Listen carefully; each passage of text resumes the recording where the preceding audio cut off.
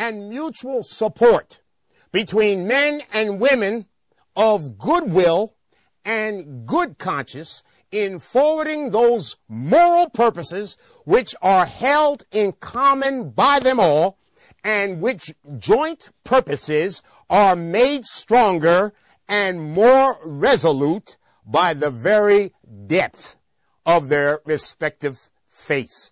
There has to be a depth of faith, because religious faith without a wholesome fear of God, there is no basis for morality. And morality is the basis for our great society.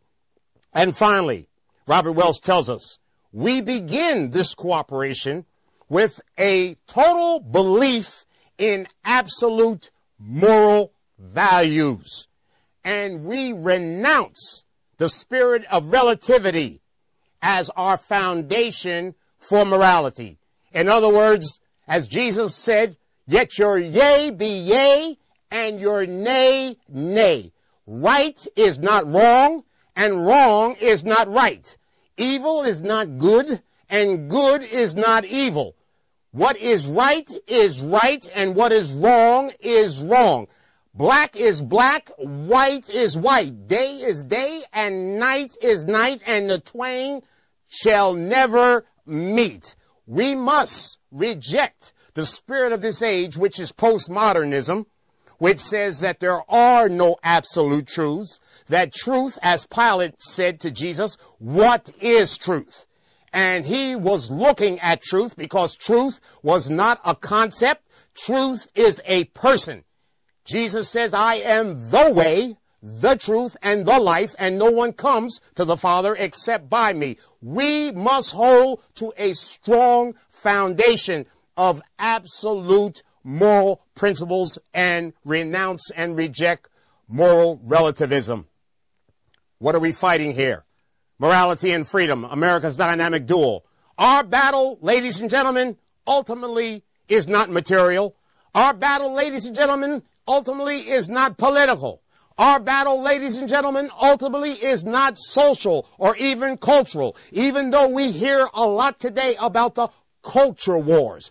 Our battle is according to the words of the Apostle Paul in Ephesians chapter 6, verse 12, when we see these words, "For we wrestle not against flesh and blood, but against principalities, against powers, against the rulers of darkness of this world, against spiritual wickedness in high places," unquote. Robert Welch, in the John Birch Society Bulletin of January 1962, went to the Holy Writ and quoted the Apostle Paul, saying that we are not fighting mere human forces.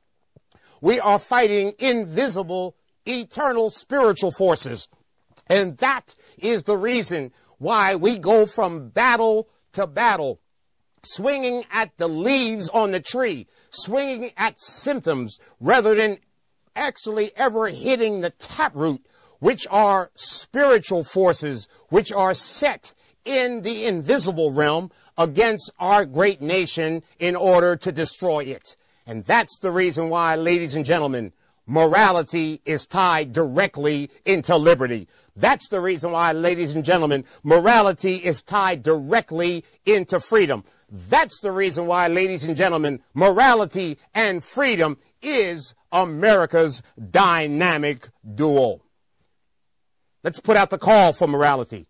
The call for morality says we must renounce evil. We must renounce communism. Again, quoting our founder in the JBS Bulletin of 1962, and we read these words, quote, "We are not arguing against an ideology. We are battling against evil," he says. And as a general rule, in looking at any concerted movement, the following very simple criteria may be safely applied.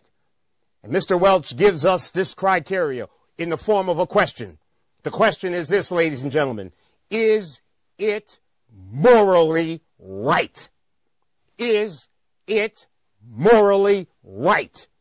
Robert Welch contends that if it is morally right, which implies that you must have absolute moral values, then it is anti-communist in effect, even if not in conscious purpose.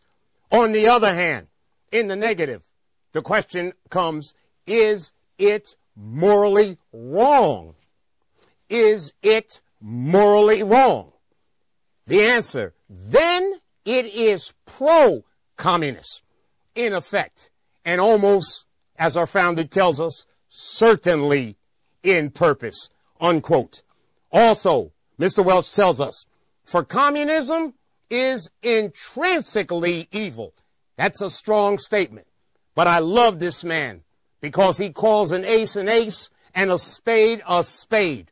The communists, he says, have chosen to make a complete breakdown of all morality, not only as a means to their ultimate end, but as a part of the end itself, unquote. One of the strategies of the insiders of the communists has always been to destroy a nation from within. One of their strategists, a man named Antonio Gramsci, I believe his name was, came up with the evil but yet brilliant idea that you could do more harm to the United States and capitalistic societies by breaking down their moral structures than you ever could using military might.